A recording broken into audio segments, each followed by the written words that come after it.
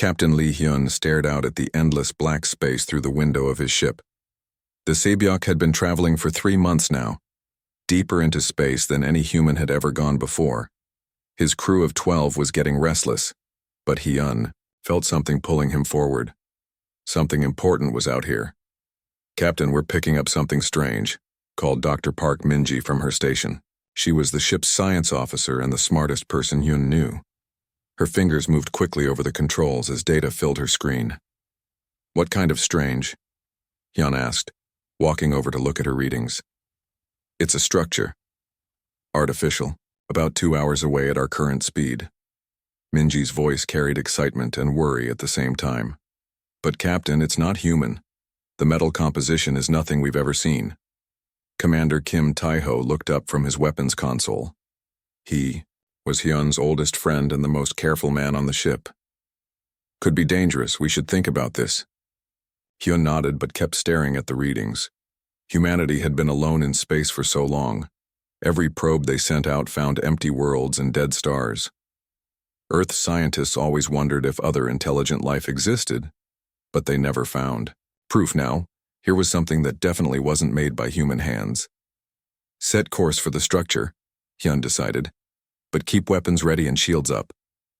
The next 2 hours felt like days. The crew gathered around the main screen as the strange structure grew larger. It looked like a massive metal flower with curved petals spreading out into space. Lights blinked along its surface in patterns that seemed almost like a language. "It's a monitoring station," Minji announced after running deep scans. "The technology is incredible.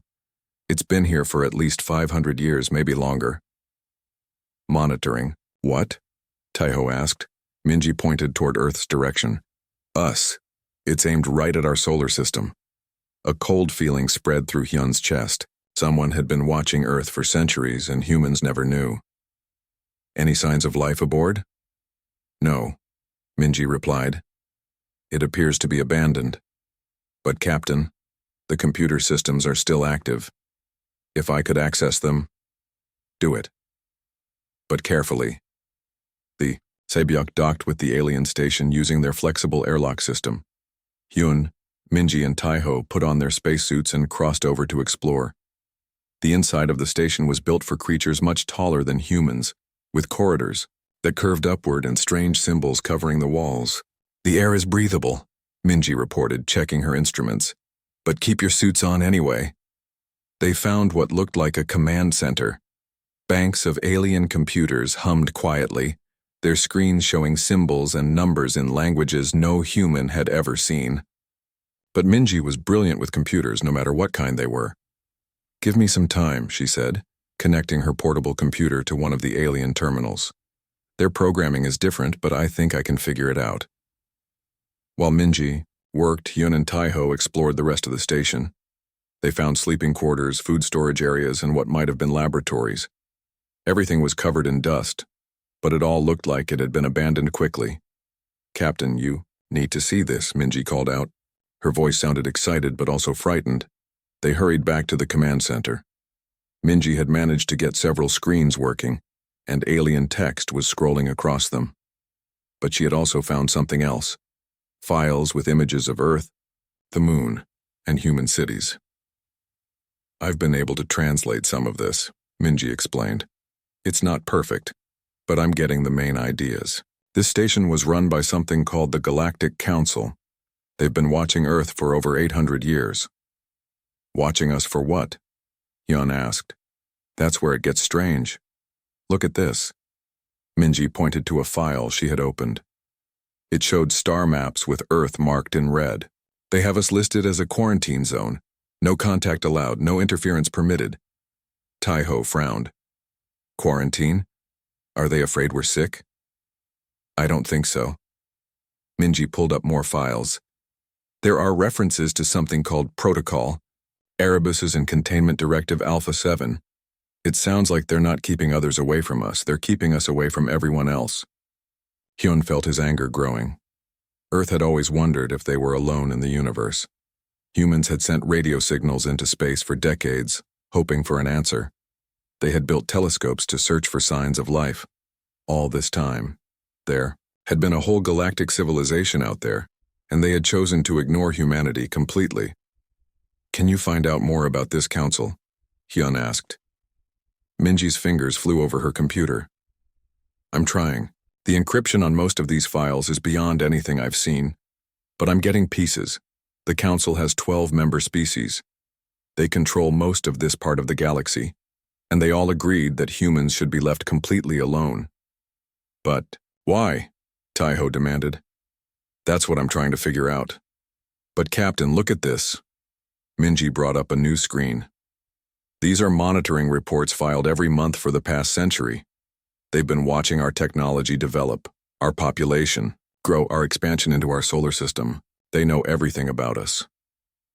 Hyun studied the files. The aliens had detailed information about human cities, governments, and even individual scientists. They knew about Earth's space program, their weapons, their art and culture. It was like reading a spy report. "Here's something interesting," Minji continued. "The monitoring increased dramatically about 50 years ago, right around the time humans started serious space exploration. And look at this. There are recent files marked urgent review and escalation protocol." "What does that mean?" Taiho asked. "I'm not sure yet, but it sounds like something about human development has them worried." Hyun walked to the station's main window and looked out at the stars. Somewhere out there was a civilization that included 12 different alien species. They had technology advanced enough to watch Earth from impossible distances. They had the power to make contact with humanity, to share knowledge and friendship. Instead, they had chosen to treat humans like dangerous animals in a cage. "How long will you need to break through their encryption?" Hyun asked. "With the ship's main computer helping?" "Maybe a few days," Minji replied. "But Captain, I'm not sure. We should be doing this alone. This is bigger than our mission. We should contact Earth." Hyun considered this. Their ship could send messages back to Earth, but it would take weeks for a signal to reach home and weeks more for a reply. By then, who knew what they might find? "Download everything you can," Hyun decided. "If we can't break the encryption here, maybe the scientists on Earth can help. But Minji, I want you to keep trying. I have a feeling we're going to need answers soon." They spent the next 6 hours copying every file they could access from the alien computers. The data was massive, centuries of observations about Earth and humanity. But it was the files they couldn't access that worried Hyun the most. They were marked with symbols that Minji's translation program couldn't figure out, but they were clearly marked as the most important files on the station. "I'm getting something," Minji announced suddenly. "One of the locked files is opening." The screen filled with text in the alien language, but Minji's program was translating it in real time. As Hyun read the words, his blood went cold. "Council. Emergency session minutes," the file header read.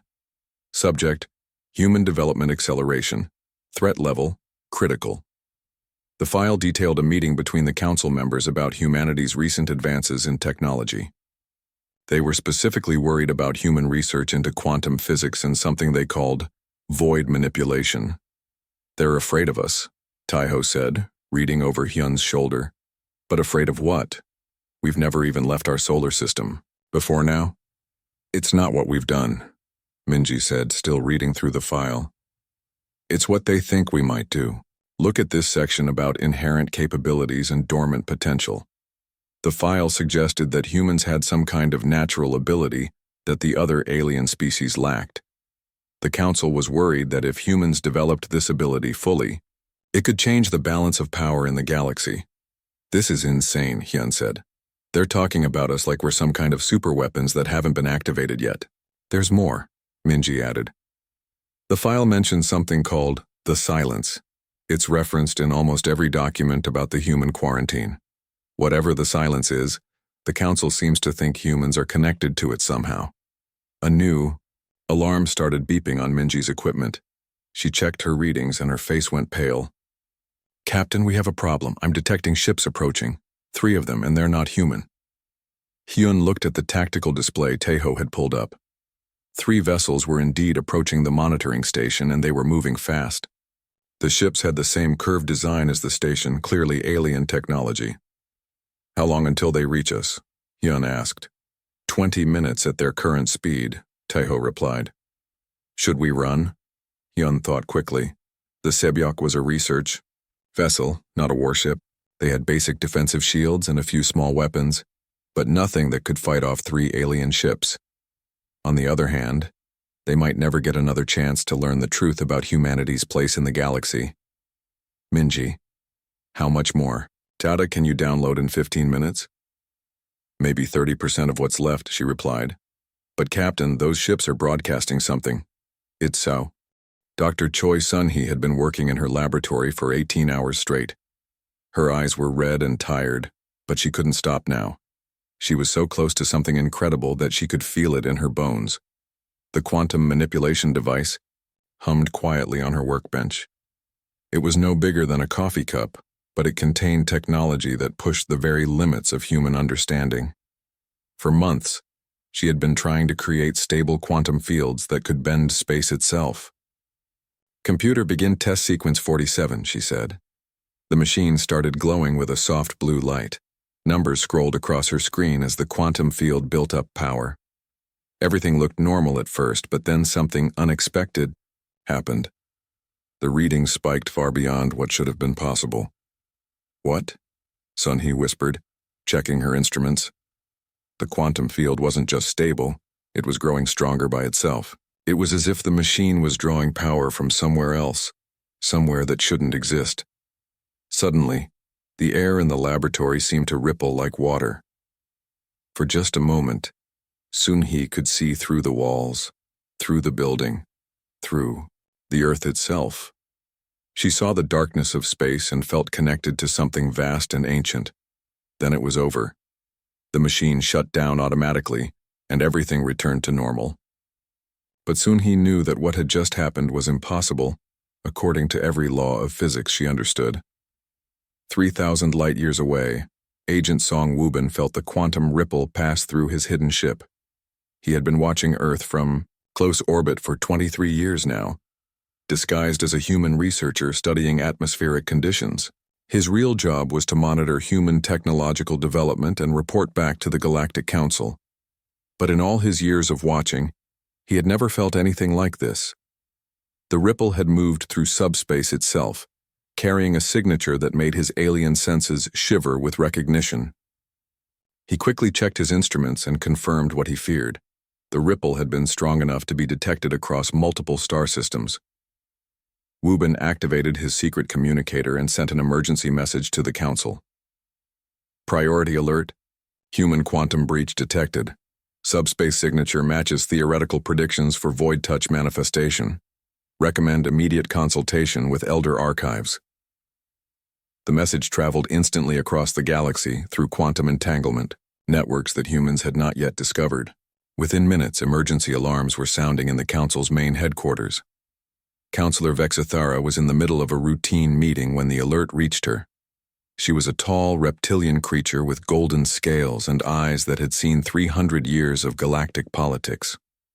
When she read Woo-bin's message, those ancient eyes went wide with fear. Impossible, she hissed. The humans are not ready. They cannot be developing void touch already. She immediately called for an emergency council session. Within hours, representatives from all 12 member species had gathered in the Great Chamber. The mood was tense as Vexithara explained what had happened. Agent Woo-bin's report is confirmed by our deep space sensors, she announced. The humans have created a quantum disturbance that registered across 17 star systems. The signature is unmistakable. Ambassador Quillnox, a being made of living crystal, spoke up. His voice sounded like wind chimes in a gentle breeze. Perhaps it was an accident. Human technology is primitive. They might not understand what they have done. That makes it worse, not better, Vexithara replied. Accidental void touch development is the most dangerous kind. They could tear holes in reality without even knowing it. From the far end of the chamber, a very old voice spoke up.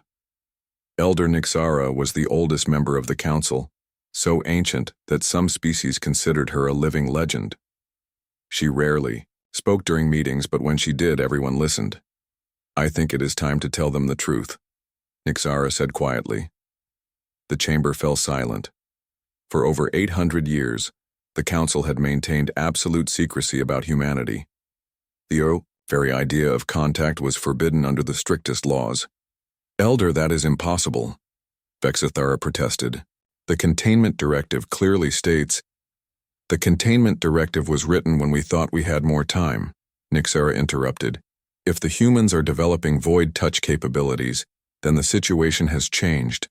We can no longer afford to wait. Quilnox's crystal body flickered with nervous energy. What are you suggesting, Elder? Nyxara stood slowly. Despite her great age, her presence filled the chamber with authority. I am suggesting that we have been cowards for too long. We created the human quarantine not to protect the galaxy from them, but to protect them from the galaxy. And in doing so, we may have doomed us all. Vexithara's scales darkened with anger. Elder, you speak of things that should remain secret. Secret from whom? Nyxara challenged. From the humans who are our only hope? From the species we have been hiding the truth from for nearly a millennium? The silence is still out there. Vexithara, it has been quiet for 50,000 years, but it is not gone. And when it returns, we will need every advantage we can get. The mention of the silence made several council members shift uncomfortably. It was a name that few dared to speak, even after all these centuries. The humans don't even know we exist, another councillor protested. How can we suddenly tell them that they are our only weapon against an ancient cosmic threat? Because, Nyxara said firmly, that human quantum breach just announced their location to anything that knows how to listen, including the silence. Back on Earth, Captain Lee Hyun was sitting in a conference room full of the planet's most important leaders. It had been 3 weeks since the Sabiok returned from its discovery of the alien monitoring station, and the news had turned the world upside down. The data is overwhelming, Dr. Park Minji was explaining to the assembled officials. We have proof that a galactic civilization has been watching us for centuries. They have technology far beyond ours, and they've been deliberately keeping us isolated. President Kim Ura, the leader of Earth's unified government, leaned forward. Dr. Park, in your opinion, are these aliens hostile? I don't think so, Minji replied. If they wanted to destroy us, they could have done it long ago. But they're clearly afraid of something about humanity. The files we recovered mention human inherent capabilities and dormant potential over and over again. Commander Kim Tae-ho, who had been quiet until now, spoke up. Ma'am, there's something else you should know. Dr. Choi's quantum experiment happened just days after we sent our message to the alien station. The timing seems too close to be a coincidence. All eyes turned to Dr. Choi Sun-hee, who had been invited to the meeting because of her breakthrough. She looked nervous but determined. I've been analyzing the data from my experiment, Sun-hee said. The quantum field I created shouldn't have been possible with current human technology, but somehow it worked. It was like the machine was tapping into something that was already there, waiting to be used. What kind of something? President Kim asked. I don't know yet. But if the alien files are right about humans having special abilities, maybe my experiment was the first sign of those abilities awakening. Captain Hyun stood up. Ma'am, I request permission to take the Sabiok back out. If these aliens want to keep watching us from a distance, maybe it's time we started watching them back. Before President Kim could answer, alarms started blaring. Throughout the building, an aide rushed into the room with a tablet full of urgent messages. Ma'am, we're getting reports from observatories around the world. Something is happening at the edge of our solar system. The main screen in the conference room lit up with images from Earth's most powerful telescopes. At first, nobody could understand what they were seeing. Then Dr. Minji gasped. Those are ships, she said. Alien ships. And there are dozens of them. The images showed a fleet of vessels unlike anything humans had ever imagined. They moved through space like living creatures, their hulls shifting and changing as they traveled. And they were all heading toward Earth.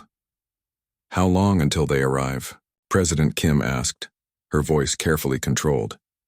At their current speed, about 12 hours, the aide replied. Hyun felt his heart racing. After centuries of silence, the galaxy was finally coming to Earth. But was this a welcome party or an invasion force? Ma'am, he said to President Kim, I recommend we prepare for both possibilities. As Earth's government scrambled to ready their defenses, Song Wubin received new orders from the Council. He was to reveal himself to human authorities and prepare them for contact. After decades of living in secret, he was finally going to meet the species he had been watching. But as he prepared to land his ship at Earth's main spaceport, Wubin felt a growing sense of dread.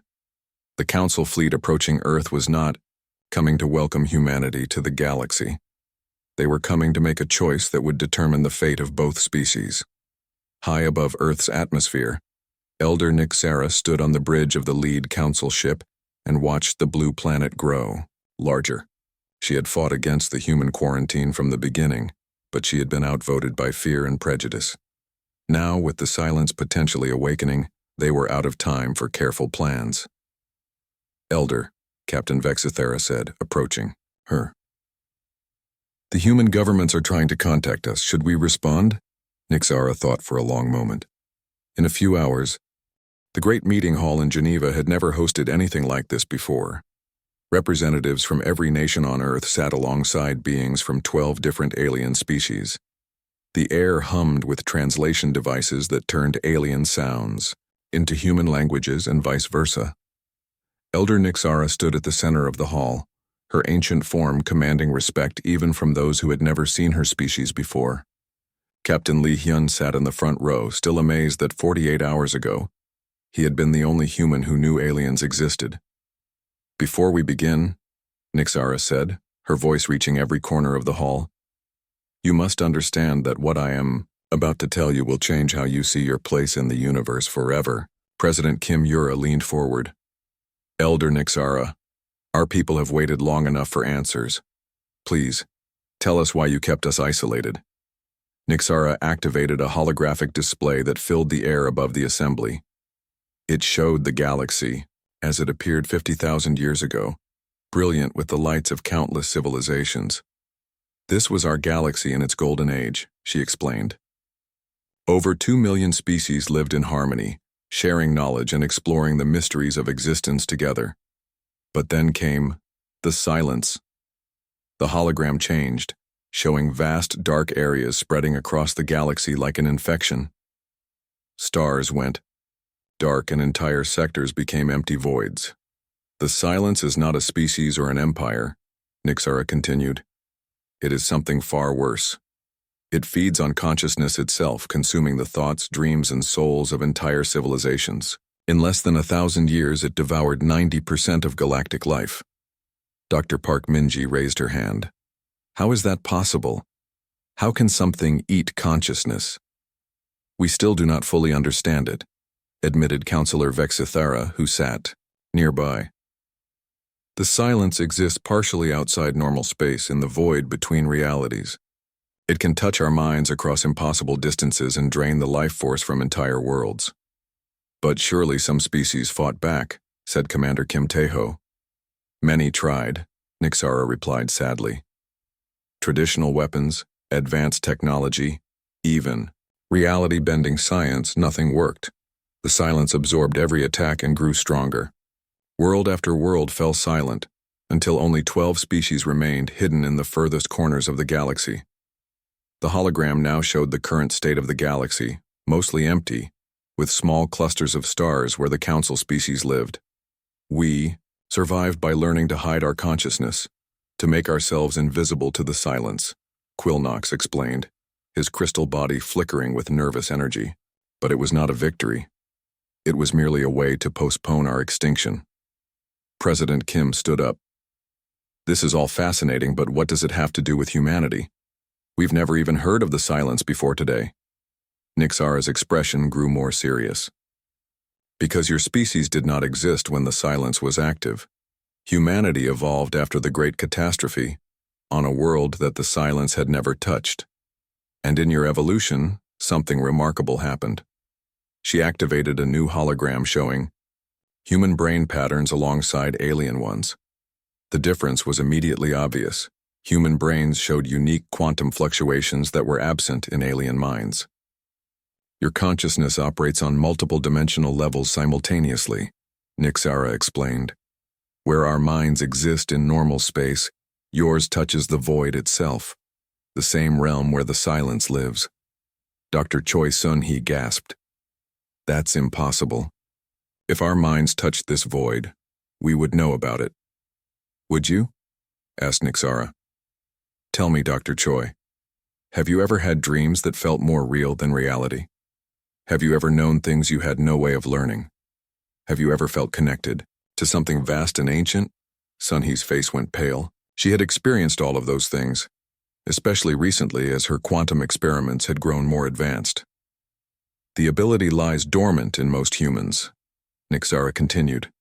But as your technology advances, as you push the boundaries of physics and consciousness, that dormant potential awakens. We call it void touch, the ability to reach into the space between realities and manipulate the fundamental forces that exist there. Captain Yoon Ji-won, Earth's most experienced test pilot, spoke up.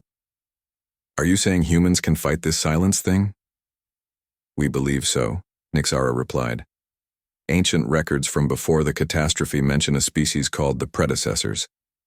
They were the only ones who ever successfully resisted the silence.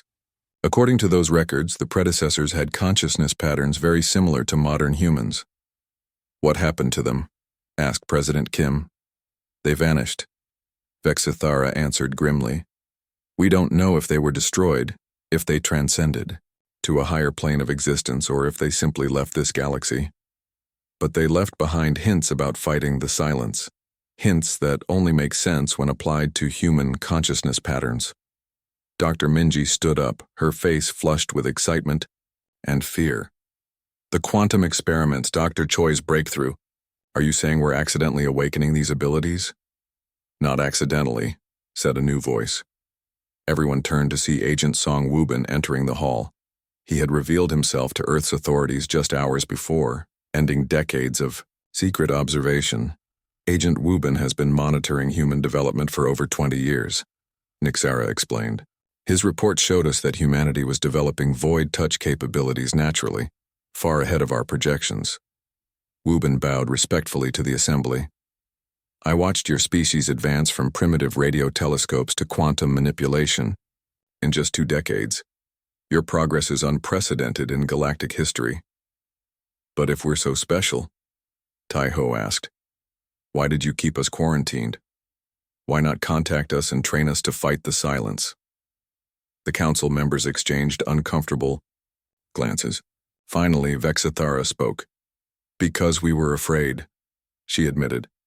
A species with natural void touch abilities could reshape the galaxy.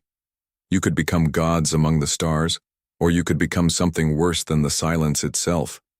We thought it was safer to wait, to study you from a distance until we understood you better. But recent events have forced our hand, Nixara added.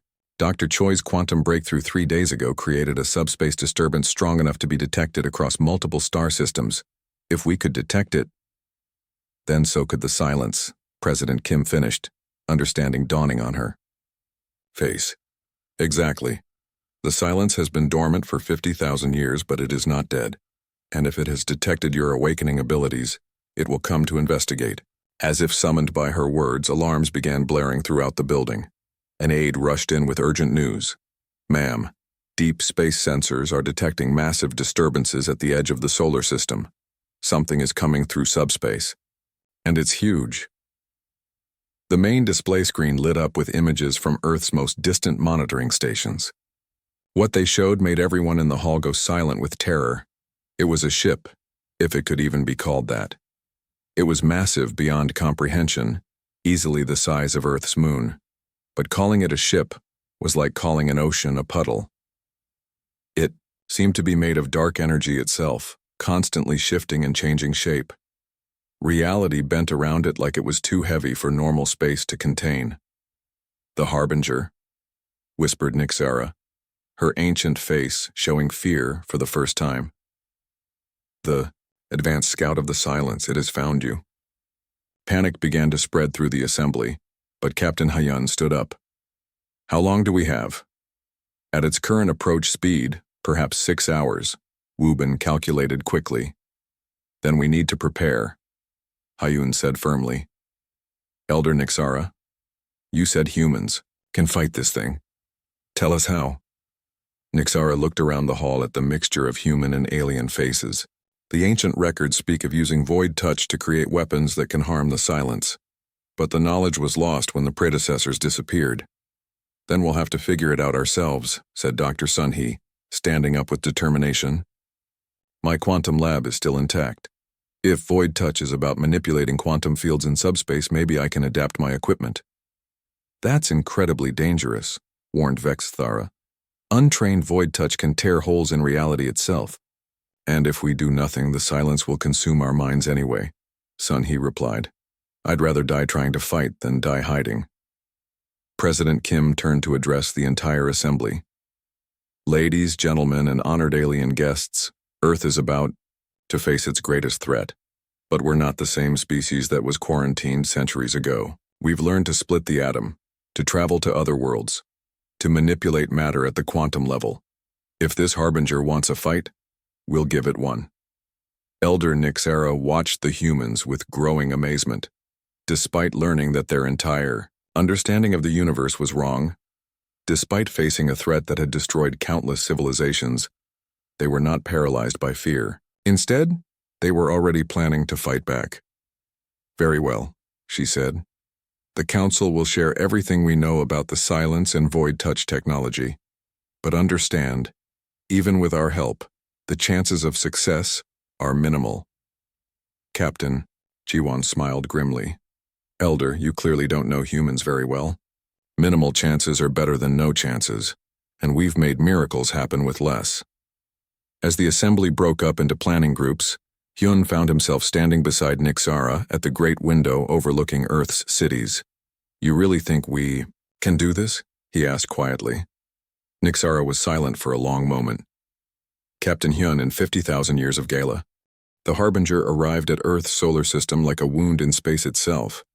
It emerged from subspace near Neptune, and immediately the outer planet began to change. The ice started turning black, and the planet's magnetic field twisted into impossible shapes. General Nam Ji-hoon stood in Earth's Unified Defense Command Center, watching the readings with growing horror. He had served in 3 wars and commanded armies across 2 continents, but nothing had prepared him for this. Sir, Neptune is gone, reported Lieutenant Colonel An Kyung-ho. Not destroyed, consumed. The planet is still there, but all our sensors show it as empty space. How is that possible? Ji-hoon demanded. Dr. Park Min-ji, who had been working with alien scientists for the past 18 hours, looked up from her instruments. The silence doesn't destroy matter. It removes the consciousness that observes matter. From the universe's perspective, Neptune no longer exists because there's nothing aware enough to see it. The implication sent chills through everyone in the command center. If the silence could erase entire planets from existence simply by touching them, how could Earth possibly fight back? General, called Dr. Choi Sun-hee from her hastily constructed quantum laboratory. I think I've figured out how to weaponize the void touch effect. Ji-hoon hurried over to her station. In the past day, Sun-hee had become the most important person on Earth. Her quantum manipulation device had been rebuilt with alien technology, creating something that looked like a fusion of human engineering and impossible alien science. Show me, Ji-hoon said. Sun-hee activated the device. The air around it began to shimmer, and everyone in the room could feel something fundamental change. It was like reality itself had become thinner, more fragile. I'm creating a controlled tear in the barrier between normal space and the void, Sunny explained. If I'm right, this should allow us to attack the silence in its own dimension. She aimed the device at a target drone floating outside the space station and fired. A beam of impossible light shot out, and the drone didn't just explode. It ceased to exist in the same way Neptune had. It works, whispered Commander Kim Tae-ho. We can actually hurt them. But their celebration was short-lived. New alarms began, ringing as the Harbinger changed course, heading directly for Earth. It felt that, Elder Nixara said, studying the readings. The Harbinger knows we have void touch weapons now. It's coming to destroy us before we can develop more. Captain Yoon Ji-won was already suiting up in Earth's first prototype void-enhanced fighter craft. The ship looked like a normal human spacecraft from the outside, but Dr. Sunhee's quantum technology had been integrated into every system. "How many of these ships do we have ready?" General Ji-hoon asked. "3," replied Chief Engineer Park Dong-hyun. "We're working around the clock to build more, but the quantum components are incredibly complex." "Then we'll make do with 3, Ji-won said, sealing her helmet. "General, I request permission to engage the enemy." Ji-hoon looked at the young pilot. She was barely 30 years old, but she had trained on every type of aircraft Earth had ever built. More importantly, she was one of the few humans who seemed naturally attuned to the void touch technology. "Permission granted," he said. "Captain Ji-won, you're our first line of defense. Make it count." As Ji-won's fighter launched from Earth's orbital station, similar scenes were playing out across the solar system. The Galactic Council had positioned their own ships between Earth and the approaching Harbinger, but their weapons had proven useless against silence technology for 50,000 years. Counselor Vexithera commanded the Council fleet from her flagship. She watched the human fighter approach the Harbinger and felt a mixture of hope and terror. If the humans failed, both species would likely be consumed. "All ships, maintain defensive positions," she ordered. "Let the human pilot make the first attack." Ji-won could see the Harbinger through her ship's view screen, and the sight made her stomach turn. It was like looking at a hole in the universe itself, a darkness so complete that it seemed to pull light into it and destroy it. As she got closer, she could hear whispers in her mind, voices speaking in languages that had been dead for millennia. "Focus. Ji-won," she told herself. "You've trained for this." But no amount of training could have prepared her for the mental assault that hit her as she entered the Harbinger's influence. The whispers became screams, and she could feel the silence trying to drain her consciousness the same way it had drained Neptune. That's when her void touch abilities activated. Ji-won felt her mind expand beyond the confines of her physical brain. Suddenly, she could perceive the void dimension where the silence lived, and she understood what she was seeing. The silence wasn't evil in any way humans could understand. It was hungry. It had been starving in the void for eons, and consciousness was the only thing that could feed it. But human consciousness was different.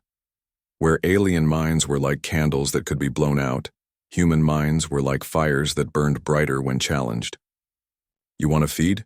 Ji-won whispered. "Then taste this." She fired every weapon her ship had. Void-enhanced missiles and energy beams tore into the Harbinger's mass.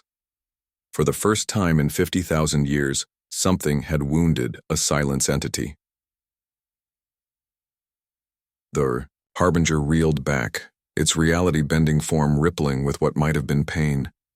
But instead of retreating, it began to change shape, becoming more solid and aggressive. "Human fighter, get out of there." Vexithara's voice crackled over the radio. "You've heard it, but now it's adapting." The Harbinger lashed out with tendrils of dark energy. Ji-won's ship twisted through space, using every trick of human piloting to avoid the attacks. But one tendril caught her wing, and she felt the void touch system shorting out. "This is Captain Ji-won," she reported, fighting to keep her ship stable. "I've confirmed that our weapons can damage them, but they learn fast. We need more ships out here." That's when the second wave launched. 2. More void-enhanced fighters piloted by Captain Han Minho and Major Lee Hyuk-young joined the battle. But they weren't alone. Agent Song Woo-bin had convinced several council pilots to retrofit their ships with human quantum technology. The battle became a three-dimensional dance of impossible physics. Human pilots used their natural void touch, abilities to perform maneuvers that should have been impossible, while alien ships provided cover fire with weapons that bent space itself. But the silence was learning. Each attack it absorbed made it stronger and more capable of defending itself. Soon the Harbinger was fighting back with tactics it had learned from watching the human pilots. "We need a new strategy," reported Captain Minho, his ship smoking, from a near miss. "This thing is copying everything we do." Back on Earth, Dr. Sunhee was watching the battle while working frantically on her next invention. "General, I have an idea, but it's insane." At this point, insane might be exactly what we need, Ji-hoon replied. "The silence feeds on consciousness, right? But what if we gave it too much to handle? What if we overloaded it? Sun-Hee brought up a diagram showing Earth's global communication network. Every human on the planet is connected through the internet, satellite networks, and quantum communication systems. If I could amplify our collective consciousness and broadcast it directly into the void, you could burn out the silence like overloading a circuit, finished Dr. Minji, understanding immediately. But the risk, warned Elder Nixera. If you fail, you could give the silence access to every human mind on Earth simultaneously. General Jihoon looked at the battle raging in space. The human pilots were brave and skilled, but the Harbinger was adapting faster than they could develop new tactics. Earth needed a decisive victory, and they needed it soon. Do it, he ordered. Dr. Sun-Hee, prepare your consciousness amplifier. As Sun-Hee began connecting her quantum device to Earth's communication networks, something unexpected happened. The Harbinger suddenly stopped attacking the human fighters and turned its attention toward Earth itself. It knows what we're planning, Vexithara reported. The Harbinger is breaking off and heading directly for your planet. The massive entity began accelerating toward Earth, leaving the fighters behind. As it moved, the space around it began to tear, creating holes in reality that revealed the dark void beneath normal existence. All fighters intercept course, Jiwan ordered, pushing her damaged ship to maximum speed. But they were too far away and the Harbinger was too fast. It would reach Earth's atmosphere in less than 10 minutes. That's when the impossible happened. Dr. Sun-Hee's consciousness amplifier activated, but not the way she had planned. Instead of broadcasting human consciousness into the void, it awakened the dormant void touch abilities in every human on Earth simultaneously. 7 billion minds suddenly expanded beyond the boundaries of physical space. Every person on Earth could perceive the void dimension, could see the silence for what it truly was, and could feel the hunger that had driven it to consume entire civilizations. But humans didn't react with fear. They reacted with something the silence had never encountered before: defiance. The collective human consciousness reached out through the void and grabbed the Harbinger like a giant hand. 7 billion minds working together proved stronger than the entity that had terrified the galaxy for millennia. No, the collective human voice spoke directly into the void. You're not welcome here. The Harbinger thrashed against the mental. 3 months after the Harbinger's retreat, the galaxy had changed beyond recognition. Where once there had been isolated council worlds hiding from an ancient threat, now there was frantic preparation for the greatest war in galactic history. Admiral Seo Minji stood on the bridge of the Soul, humanity's first Void-class battleship. Through the viewscreen, she could see the incredible sight of the combined fleet, human ships flying alongside vessels from 12 alien species, all equipped with the quantum technology that Dr. Choi Sun-Hee had pioneered. Admiral, we're receiving reports from the outer sensor arrays, called Captain Park Geo from the communication station. The main silence force has been detected. It's massive. Minjae felt her stomach tighten. How massive? The initial scans show over 1,000 Harbinger-class entities, plus something much larger in the center. The alien archives call it the Prime Silence. The bridge fell quiet. Everyone knew what this meant. The Harbinger they had barely defeated 3 months ago had been just a scout. Now the entire Silence Collective was coming to Earth. Time until arrival? Minjae asked. At current speed, 72 hours. 3 days to prepare for a battle that would decide whether consciousness survived in the galaxy or was consumed by eternal hunger. President Rim had established her command center in Earth's most secure bunker, but she spent most of her time in the surface briefing rooms, coordinating with leaders from across the galaxy. The woman who had once governed a single planet now found herself helping to direct the defense of 12 star systems. The evacuation of non-essential council worlds is complete, reported Elder Nixera. All remaining populations have been moved to the fortress systems with the strongest defenses. And our weapon production? Hiram asked. Dr. Sun-Hee looked exhausted but determined. We've managed to equip about 60% of the fleet with void touch weapons. It's not as many as we'd like, but it's more than anyone thought possible 3 months ago. The room's main display showed the current positions of all forces.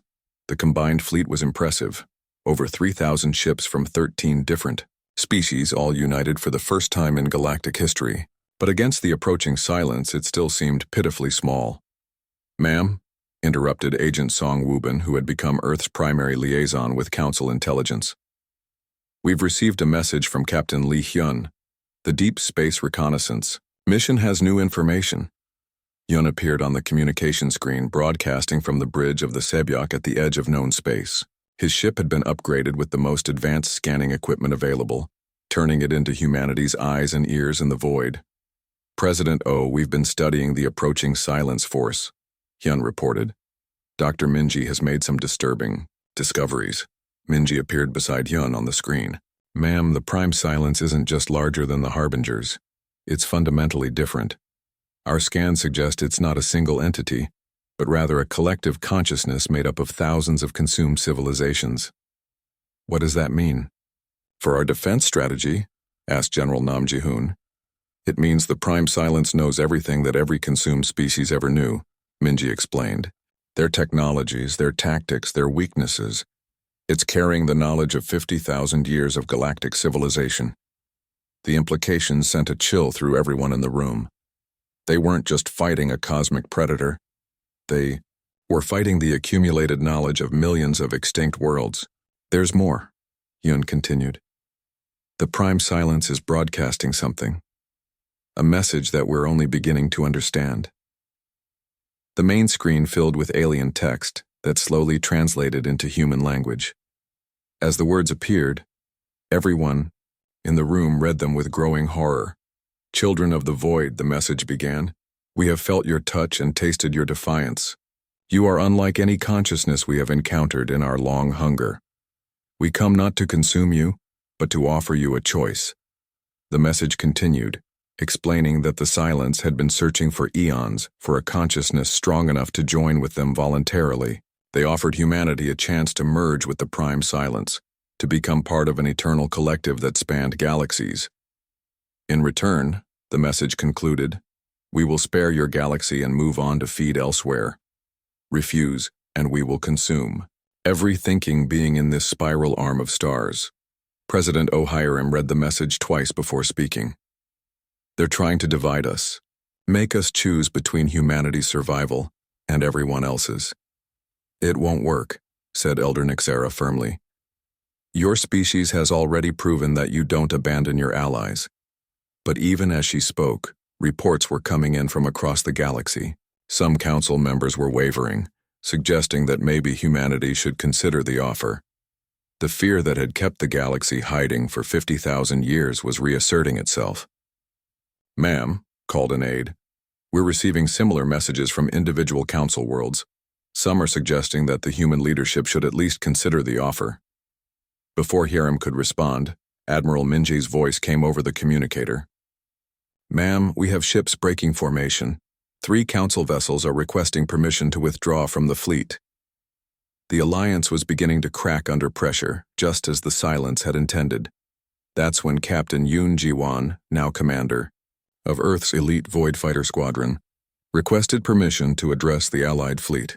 Her voice was broadcast to every ship in the combined force. "This is Captain Ji-won to all vessels," she began. 3 months ago, I was the first human to face the silence in battle. I felt what it was like to have that thing try to drain my consciousness, to reduce me to nothing more than food for its endless hunger." She paused, and when she continued, her voice carried the strength that had made her humanity's greatest pilot. "The silence offers us a choice, but it's not really a choice at all. It's asking us to become willing victims, to give up everything that makes us who we are in exchange for a temporary reprieve. But I've seen what humanity can do when we refuse to give up. I've seen what all our species can accomplish when we work together. We didn't come this far to surrender now. We came to fight for the right of consciousness to exist freely in this galaxy. And if that means facing impossible odds, then that's what we'll do."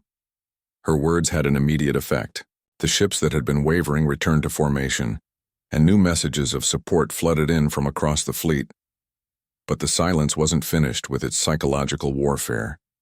As the prime silence drew closer, sensitive humans and aliens began experiencing visions, glimpses of the civilizations that had been consumed over the millennia. They saw entire worlds giving up hope, choosing to surrender rather than fight a battle they couldn't win. Dr. Sunhee was working in her laboratory when the visions hit her. She saw a species of crystalline beings, much like Quilnox's people, making their final stand against the advancing silence. She watched as their hope died and they chose to let themselves be consumed, rather than endure the struggle any longer. But instead of breaking her spirit, the vision made her angry. "No," she said aloud, speaking to the empty laboratory. "That's not how this story ends." She activated her personal communicator and reached out to Dr. Minji aboard the Sabiak. "Minji, I need you to run a deep scan on the prime silence. Look for something specific, variations in its consciousness pattern." "What kind of variations?" Minji asked. "The kind that suggest it's not as unified as it wants us to believe." While Minji worked, Sunhee began her most ambitious project yet. Using the global consciousness network that had defeated the Harbinger, she reached out to every human on Earth and beyond. "Listen to me," she broadcast through the quantum link that connected all human minds. "The silence wants us to believe that resistance is futile, that every civilization before us has failed. But that's not the complete truth." She shared her vision with everyone, but not just the part about the crystalline being's surrender. She showed them the moment before surrender, when that species had fought with desperate courage and had actually managed to wound the prime silence itself.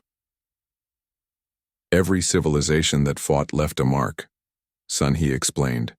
"Every act of defiance weakened the silence, even if it didn't stop them. We're not the first to resist, we're the culmination of 50,000 years of resistance." The effect was immediate. Across the fleet, human crews began working with renewed determination. But more importantly, the alien crews began to feel something they hadn't experienced in millennia. Hope.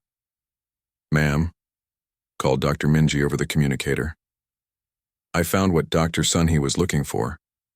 The prime silence does have variations in its consciousness pattern. It's not a single unified entity. It's more like a collective barely holding together. And there are gaps, places where consumed civilizations are still fighting from within." President O'Hirim felt the pieces of a plan beginning to form. "Can we exploit those gaps?" "Maybe," Sunhee replied.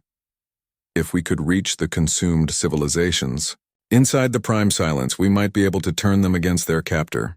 But it would require a direct consciousness link. Someone would have to make contact with the prime silence and try to wake up the civilizations inside." The plan was insane, but it was the only chance they had. Admiral Minje volunteered to lead a strike force directly into the heart of the approaching silence.